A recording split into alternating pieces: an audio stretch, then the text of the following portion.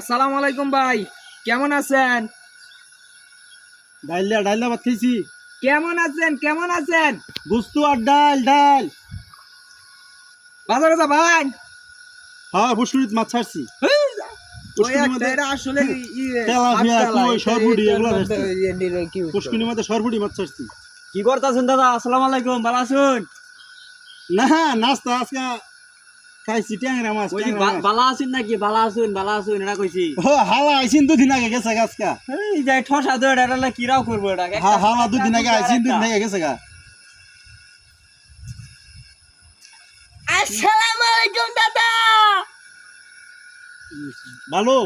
হ্যাঁ, আমার যে কইছিল 25 তারিখ বিয়ে করাবো, এই খোঁজ খবর আছে? 25 তারিখ ও কেন তো বানাম বাট কিনতে বলতে না দিমনি। বিয়া খালে পুরে কানে হুনে ও, কি কও? অভিনয় করে টিয়া এই যে, পাখি? আমি হুনে তোমার বাড়ি করি। টিয়া পাখি। 25 তারিখ বিয়া আছে না? বিয়া ও গরু বি আইছে না তো, গরু গাভিন বি আইছে না। তাহলে তোমার বিয়ের গেরা উঠছি না? আমার গেরাইয়ে বাসি না, তুমি একটা করলে আরেকটা হলো। তোমার কানে কি ওই যে ওই যে ওই জিনিস।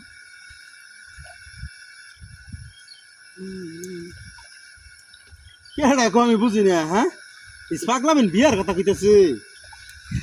দাদা তুমি আনে বলে শুনো না, শুনলে হলে শুধু আমার কথা, আমার বিয়ের গেরা দাও। পাগলামেন বিয়ার কথা কইতেছে কি?